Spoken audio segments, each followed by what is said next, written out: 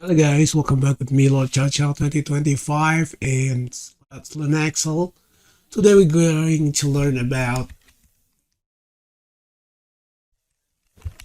pivot chart. The pivot chart is the same with pivot table. It just gives you an extra view that is chart. Make a pivot chart, first block the data that you want to pivot, then select insert, and instead of pivot table, you select pivot chart.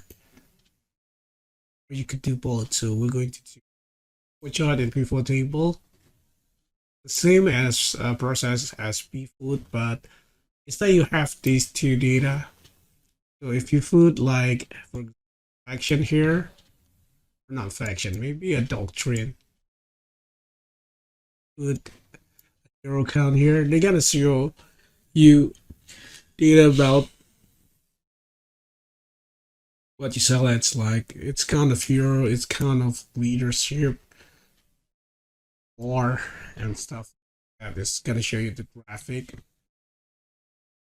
And you could also actually select any table that you want or any chart type that you want. Just right click and then in chart type, select what you want. Combo here.